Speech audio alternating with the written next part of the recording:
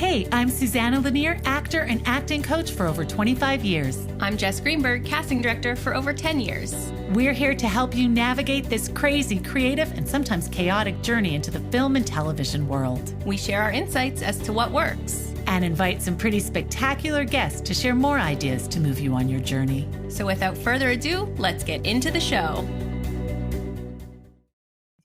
Today, we have the pleasure of speaking with veteran actor and my partner, Christian Paul. You may recognize him from his most recent recurring role on Avant le Crash.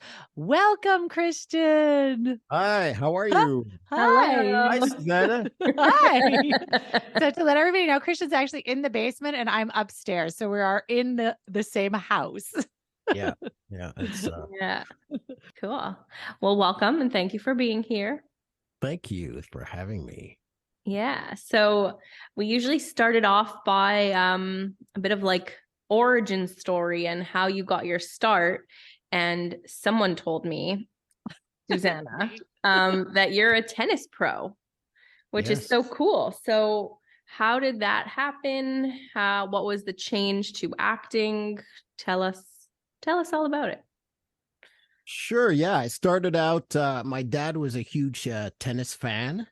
And he was obsessed with tennis, let's be clear. And so he started me, I started following him around in tennis clubs when I was about 5 or 6. And he started teaching me and I took to it and I was pretty good at it. So he got really motivated and basically came up with the idea of me doing competition and tournaments and stuff like that. And so I did. And so by the time I got to about 11 years old, I'd gotten pretty good and I was playing provincial tournaments and national tournaments. And so that became my life until basically 21 years old. Yeah. Whoa. So 10 years, like professional tennis. Well, it wasn't professional because you have to go through the junior ranks until you're about 18. Okay. And that's kind of like amateur, but you could play nationally or internationally, which I did, mostly nationally. And then I went off to college. I went off and played NCAA in my for the last 4 years of my kind of career. I went to play college tennis, and that's also considered amateur, but you're pretty much at a pro level when you get there. And then after that, I sort of drifted out of tennis at around 21, I guess. So interesting. Yeah. And so then when was the pivot into acting and why? I slowly became aware that I had more than I wouldn't call it jock, but kind of like that athletic mindset where you have to be really focused about the sport. You have to have a one-track mind about the sport.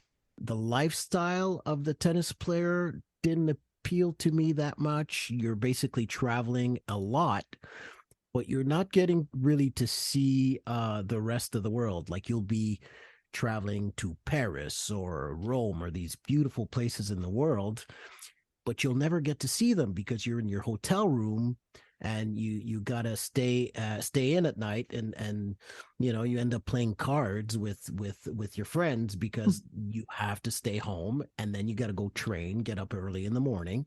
So you don't really culturally get to experience things in a way that maybe an artist does. And I think that's kind of what slowly got me out of that. And I became friends with people that were doing other things.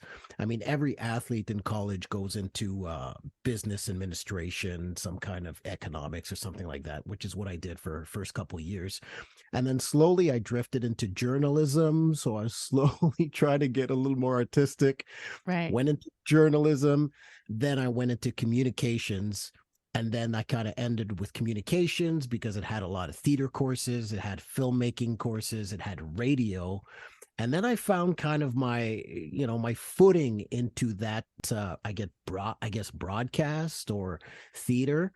And that kind of planted the seeds for after college when I finally decided I had kind of like a coming of age of sorts where I'd finished my tennis career. I knew I didn't want to do that, and I didn't have the money. I wasn't good enough to get sponsors, and I wasn't good enough to really have a team backing me, and which is what it would have taken for me to go to a higher level. I didn't have a team and funding to go further. So I started teaching for a couple years, and then I really had a major crisis, and I had to decide if like I'm totally lost right now. I've gone from playing tennis my whole life, and my career didn't pan out to be a career where I can make money doing this. What do I do? And that's when I said to myself, okay, if I had the choice, and I dug really deep to ask myself, what would really turn me on? What would be the craziest thing I could do that I think I would like to explore? And I came up with theater. And it was totally surprising and shocking to me. Mhm. It was a little bit premeditated because I'd slowly drifted into that in communications. And so I said, why don't I go to the theater school? And so I auditioned for theater schools at around 23, 24, which is kind of late for an actor. And I didn't get into National Theater School, but I got into Dawson, and I went to Dawson, and that was the start of the path that I'm on now. Wow.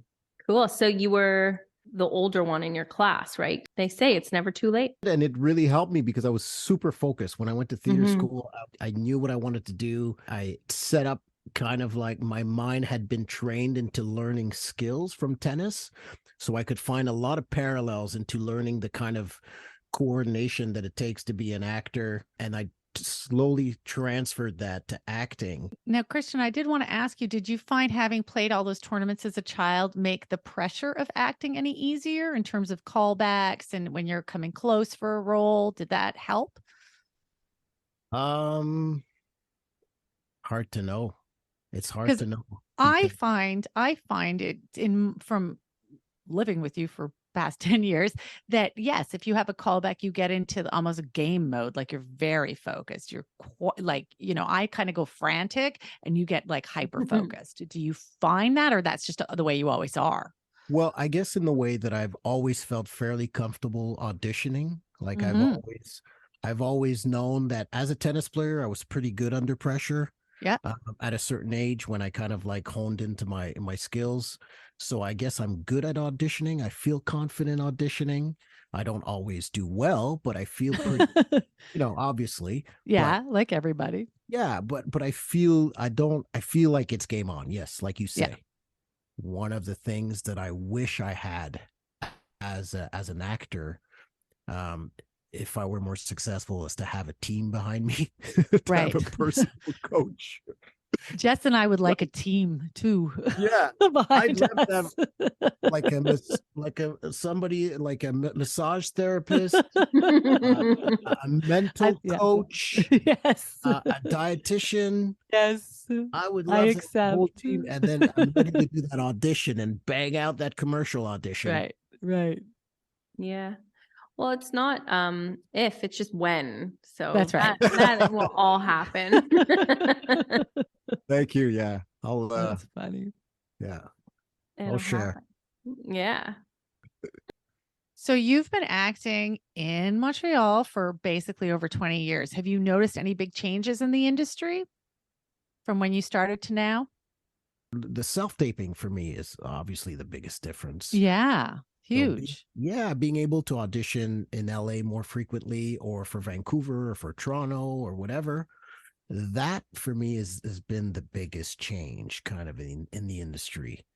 Besides that, I think it's just been kind of like up and down as usual for the American productions coming in. As Mhm. far as Canadian productions, I guess you would notice a lot of changes maybe in the I don't do so much, but I guess in the cartoon kind of like environment, there's a lot less of that going on. Yeah.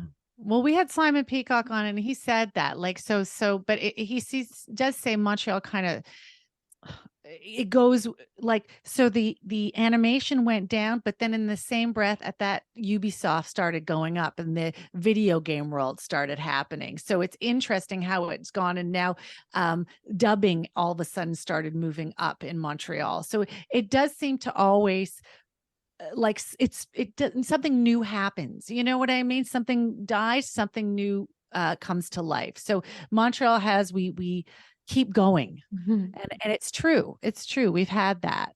Yeah, that's a great point. I forgot about video games. It's been really huge. Absolutely. Yeah. Humongous. Yeah. Yeah. So things, die and then new things sprout out. And what about in French? How's it going? Like French, have you noticed anything big in the French market changing or? Well, for me, I can't really talk about French, the French market without talking about minority casting or visible minority or POCs. Yeah. Because I've noticed a difference in that sense. One of the reasons why I went to Dawson Theater School is because I could have gone to both. I could have gone to a French theater school or an English theater school, and I looked at what was available for me on the French market, and I saw zero possibility. Right. I didn't see myself anywhere. Right. So I went to English theater school and I said, I'm going to go that way. So I kind of make my network on the English side. Right. I did get a couple parts in series early on. I was on a French series called Tag and Le Retour, which was a soap opera. But it kind of segued into kind of like didn't really lead to anything. But I kept seeing, I was like, I don't see my energy. I don't see myself on TV. I see maybe one or two people once in a while, but I don't see it. I don't see it in the theater. I don't. And at the time, there was a very, very closed attitude when it came to theater. Like if you've gone to a theater school to work in French theater, you could have gone to a theater school in New York or in Montreal or anywhere else. But because it was in English, you wouldn't be able to really do French theater unless you'd gone to a French theater school. Yeah. It's like you don't qualify for some reason. So I've met other actors who've had that problem. It's like, I'm perfectly bilingual. I just happened to go to English theater school. That's just weird. Yeah. So that kind of stuff happened. So let's get to the good part. Yes. Now it's much better. So Right. now there's a lot more people. There's young people that are 20 and 30 that are getting leads in series that are, people of color, Haitian background or Asian background. So that's happening. So that's a major change on the French side. There's Amazing. always lots of series. There's always lots of stuff going on the French side. Okay. The quality is high. So you have noticed with the push in diversity, it has made a difference. Has it made a difference in your career? Yes, it have. I mean, Yeah. Well, it's funny because in English, it's always been a bit of a colorblind. My agent has been submitting me for years. I mean, I've been with my agent 10 to 12 years, maybe more now. Yeah. And she's always been extremely good at sending me out for parts that were for maybe white actors. Right. And she's I feel his energy would be good for this. Yeah. I think it would be great. And then sometimes I would get them on the English side, on the American side. Like this is like LA casting and stuff like that. Yeah. But in French, it was always specified Haitian, must speak with an accent or whatever. Right. Now I'm getting to the point where that's kind of happening on the French side there. Great. Yeah. I find it interesting though, because Jess, you saw his demo right before we started and you were actually saying something the opposite. So why don't you say you're a... Yeah, well, I mean, it could just be the clips that were in your demos. I watched both English and French, and great demos, by the way. Did you edit them yourself? Yes, I did. Cool. No, but I noticed, I guess on the English side, I felt you had a lot of roles as cops. So I was like, Yes. oh, I wonder if he's like typecast as a cop on the English side, but it felt like you had more like different roles on the French side. So it's funny, like what you're saying is what I have heard, but I guess based on your demos, it felt different. But it could just be the clips that were great that you included in your demo, and so. Yeah, part of it is the clips that I included because I've played cops in both languages. Like, Yeah. so many cops. You could probably become a cop at this point. Yeah, yeah. I like Would the you want vibe, to? We don't so. know. But yeah, I mean, a lot of police officers, law enforcement for Black actors, for some reason, it's something else. But yeah, I think it's depending on what you saw in my clip. But yeah, I've played cops in both languages quite a bit. Yeah. And Well, oh yeah, go for it. I thought that it was like young African American young would be like gang members, and then all of a sudden they turn 35 and it's like now they're cops. Like that was sort of the stereotypical casting. Yeah, it is. Right? Because I think in played Tag you played gangsters. a gang member, right? Yeah, I played a couple. Yeah. And then I had an agent in Toronto who was sending me out, and she was always sending me out for gangsters. And I'm like, that's just not me. Like, I'm just so not a gangster. I can type, yeah. I could put on a mean face, but I'm I'm a French guy from the South Shore. Yeah. And even like tennis is very like preppy in a lot of ways. Like you're not that energy. Yeah, I grew up wearing Kettle Creek and polo shirts, Yeah. Right. So that's not so then I had an agent sending me for and I was trying to tell her, this is not me. I can fake it, but it just doesn't work. Yeah. And then like Susanna said, that kind of segued when I got a little older into cop roles and the more responsible law enforcement. Which is perfect. Yeah, which is perfect. Cool. So I wanted to ask, I know that you produced a commercial, and you were the director and the producer, and now you worked with both the unions, ACTRA and UDA. How was that being in the producer's seat? And how was it working with the unions? ACTRA for me is just great. I love ACTRA. Okay. Yeah, me too. Yeah. I don't hate UDA. Yeah. But I found it a little harder to work with them I was trying to tell them, listen, I'm a producer, but I'm also an actor. I may cast myself in this commercial. It's not a huge budget because their minimum budget for a commercial was like $75,000. Mm-hmm. Wow. And I was trying to explain to this side, this is a small company. They've hired me to do production and stuff like that in-house. How can we work? And on the UDA side, they were really not flexible. Okay. And they were like, this is the rates. If they don't have enough money, then they should make commercials. Right. Basically. That was their idea. Mm-hmm. Finally, we worked something out eventually. On the actress side, Shannon Jutel is there at ACTRA, and she's always been fantastic. Yeah, it's always been amazing talking to her, keeping in touch with her, emails or whatever. And we were able to kind of work out something that was much easier and made sense. Of course, you kind of have to respect the rates. Mm-hmm. Yeah. In general, yeah, UDA is more of a monolithic kind of like entity. Okay. ACTRA I found a lot more flexible. Okay. Yeah, it's almost like they are willing to make it work because they just want to use union members. Yeah. So they're willing.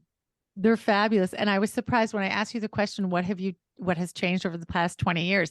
That was one of the things I thought you were going to touch on, because I've noticed when I started working, you were always getting 105 or 130% buyout. Now, yes, the money. Like it's like getting lower. Yeah. I do not blame ACTRA. I think that's what's good about ACTRA. They've got to work with producers. If they don't have big American shows, Transformers coming in, and there's, individual filmmakers, of course, they've got to have a rate that's reasonable, that they can pay, that's still fair to their person and fair to the producer. So they are more flexible. But I remember thinking, we never had less than 105 buyout. Like, wow.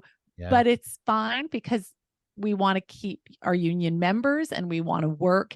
And that's just what they just had to go with the reality of what was happening. Yeah, you're absolutely right there. And Yeah. it is a little bit on the French side. We've seen it as well. Like I remember getting checks for a series 20 years ago that were more than I'm getting now Yeah. for the same type of work. That's, it's one of those things that are hard to kind of swallow. And, Yeah. it are kind of like increments of higher pay are not the same as other fields. Yeah.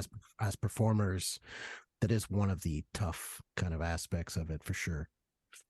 So it's like the dollars from these big companies are just being spread out to pump out more content. But at the end of the day, so it's like from their point of view, we're employing so many actors, but like when you go down to the micro level, that budget is actually being dispersed amongst all those actors, and when you're looking at the grand scheme of things, and then the actors are actually really paying the price of like trying to like pump out so much content for these 100 platforms. And That's it. And we always kind of like, and this is what the Writers Guild strike is about in Los Angeles. It's like, the piece of the pie just keeps getting smaller and smaller and smaller. And every couple of years you have to get into a collective agreement and go, hey, listen, we want to raise. And how do we even have to fight for this? This is just logic. This is common sense. Yeah.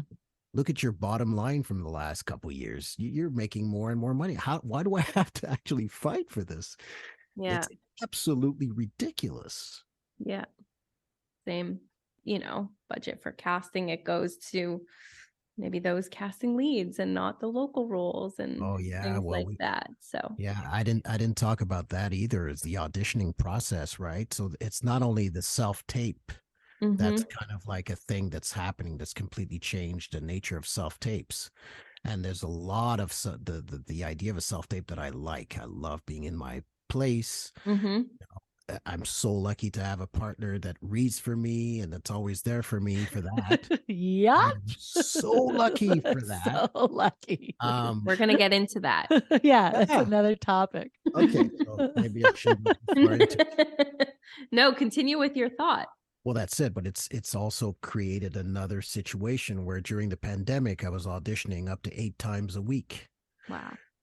So when you're auditioning 8 times a week from your basement and you're spending most of the time auditioning and you have the odd shoot here and there, you don't know what's going on in the rest of the world. Right. You might as well be being on an Elon Musk rocket because you have no idea what's going on the outside. I'm always trying to think of ways to help that process because I feel like the first round of auditions will still be done by self-tape. Yes. And what I was telling Susanna is the problem is when you're getting a breakdown, you have an instinct for something, you're like, why don't I do something crazy on this and do that? And then you don't get it. And you're like, why didn't I just play it straight? Right. Gave them all the beats and played the character like it is and just play the character instead of trying to do something different that you felt that it could have been so off. Yeah. That they're like, oh God, they're so put off by it. So you don't get that, right? And a lot of times there's no callbacks. So when you don't have a callback, that's the time where you can address and you can really tweak your performance. Yeah. Right. But a lot of time now it's going so fast that there's so many auditions, there's no callback. So you're boom. Yeah. But I think like at this point, like at least for you, I feel like you have a good relationship with casting. I would still say like go for what your instincts are and maybe give 2 because at the end of the day, then we could choose which take to maybe present to the director. Absolutely right. Yeah. But like I think like at this point you're quite established that like if I got like a crazy tape from you, I wouldn't be like, ooh, like it would just okay, he was trying something, maybe it didn't land, but we know that he can. It's true for Montreal, but what about a place like Vancouver? You're absolutely right. It's easily solved by just doing 2 takes. One pretty straight one and the other one, having fun for sure. Absolutely. I would encourage other actors, because I've done it a couple times, to talk to casting directors and call you guys and say, listen, I just like to get a little odd feedback. I don't know how you feel about it, but for me, it's helped going, hey, no, everything's going okay. You're putting out pretty good stuff, or maybe I'll have that person back because we've had a rapport or something like that. Yeah. Well, I think in general, it can't be after like every audition the performer sends in. I think it's good to go through your agent. Like you could tell your agent like, hey, I felt really good about this audition. Like I would love any feedback they have. And you could really be selective in what you choose to ask feedback on. And then I think that's part of the reason why we're doing this podcast, is to sort of have these conversations and then talk about the importance of networking so that there is more of like these authentic relationships built. But I think that also just takes time. I actually think it's helpful. I find that the people who do take that extra step, and like Jess said, obviously not every, but if once every few months you say like, okay, I haven't booked in a while, is there something that I should be doing differently in my self tapes? Do you have any feedback for me? Yeah. I think that's really, you ask your agent, could you find out from the casting, is there something that I'm missing, or is it just that I'm not trending right now? You know what I mean? Because even just putting that out there, it makes them look at your self tape a little closer. It really makes a difference in terms of all of a sudden they're like, okay, let me pay more attention. Is there something I can offer them to help them? Or I was going to even say, if you've auditioned a lot and then you get a new request, maybe before you tape, you could reach out and be like, hey, I'm about to tape. Thank you so much for this opportunity. Yes. Is there anything, whatever, and reach out before you do that specific tape, perhaps. Then that could be good. That fine balance of being persistent and patient and respectful, but still wanting to put your best work forward and using all the tools available to you to do that.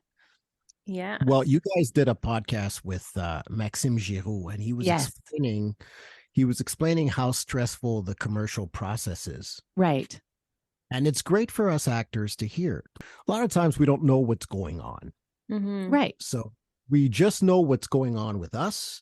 Hey, I haven't booked in, I don't know, a month, 2 months, whatever, 2 weeks or whatever. What's wrong with me? Yeah. Do I suck? Right. Right.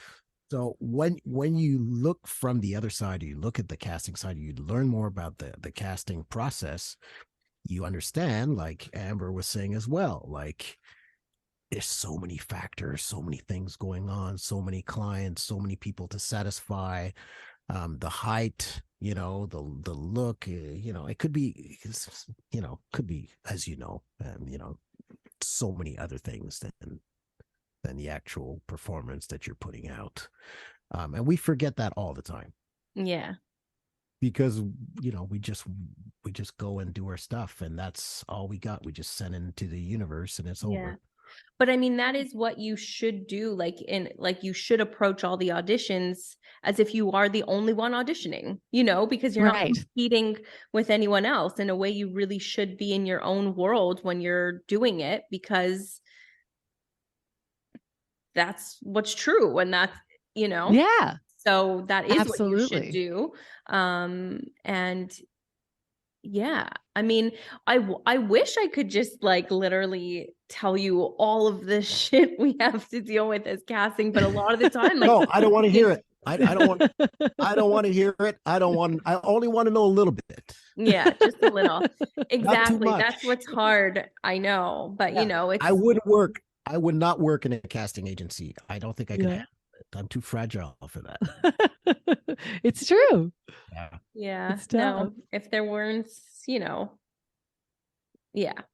but just know but I like what you're saying. I like what you're saying, because what you're saying is basically, remember your own power. You've got the power. You're calling the shots. You decide to take the audition or not. Yeah. You're in control of learning your lines, doing your best, putting something together.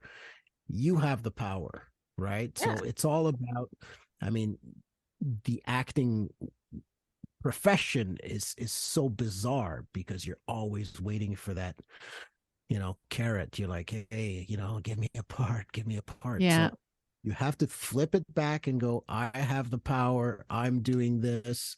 They need me in this movie because they're trying to fill a role. I can do it. It's always taking it back. Yeah. Yeah. That's the attitude. That's the only way to do it. Exactly.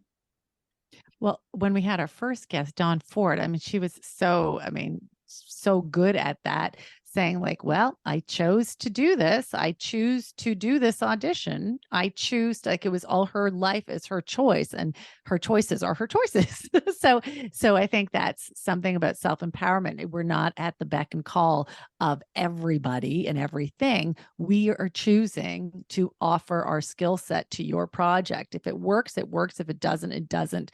On to the next. That's it. Yeah, I also find like saying I'm going to quit also helps a lot. How do you mean? I can't take this shit anymore. Yeah. It's all over. But that's like surrendering. That's the best. That happens. I'm Okay. telling you, when I'm looking for a parking spot, Right. I say, oh, I'm just going to go to a parking lot and I'm going to pay. I go do another loop. It Spot opens up. It's the same thing. You're surrendering. You're just like, screw it, whatever. Yeah. Whatever happens, happens. It does. Yeah. So, Christian, you individually, down times and frustration times, what do you do to feel better? What do I do? Well, I had a tough winter where I went through all kinds of like mental states. And I think what I realized coming out of the winter is it's very good to have those moments. Okay. It's very good to go down and go deep and go, I want to quit. This is too hard. I should be at that level. I'm not. I should have booked that. I didn't. How many chances? It's easy to do that.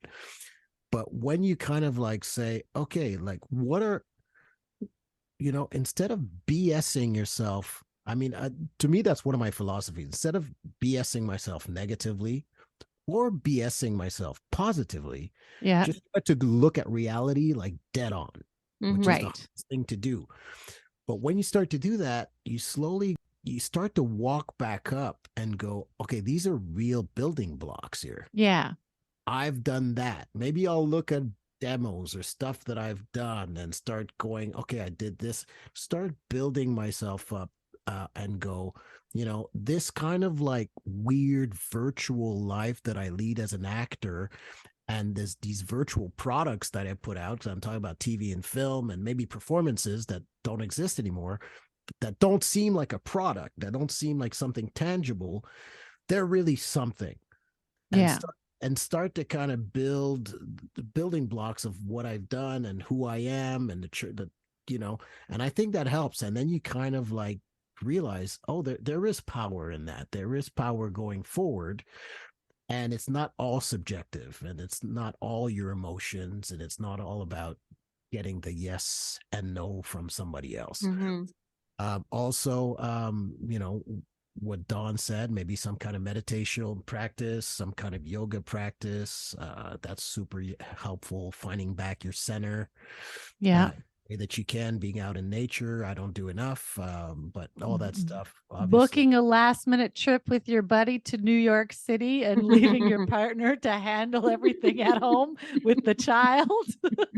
That always feels good when you're feeling a little, it doesn't. A little low. It doesn't. When it's stressful, it doesn't feel that good. But it will when I get there. I'll feel great when I'm there. Yeah, it'll be fantastic. But I like what you said about looking at things realistically, because if Jess, before she came, she looked at your IMDb page and she was like, God, it's like on and on. I was scrolling and on. She's like, he's done a lot. I go, yeah, he's done a lot. Christian works in both languages, and this ain't his first rodeo. He's been around a lot. So to feel like frustrated because you had a slow winter, it's legitimate. It was a slow winter and it's frustrating. But when you actually look at the body of work you created, it's a lot. It's pretty impressive. Yeah. You have to help yourself and pat yourself on the back and go, Do you have any advice to actors starting out in Montreal? Yes, I do. A little bit of advice. One, what's happening with globalization is basically we're sending out self tapes, people are hiring from all over the world. Yeah. The industry looks for talent all over the world. Right.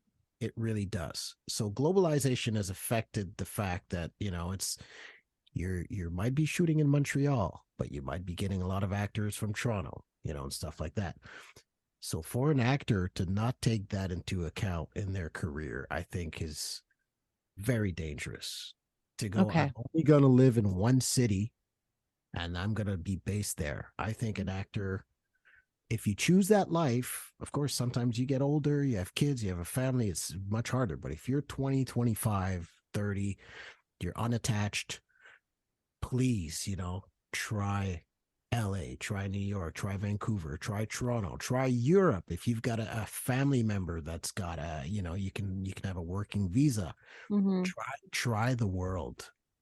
Try to be in as many markets as you can, because Interesting. or else globalization is going to work against you. You have to go with it. Mm-hmm.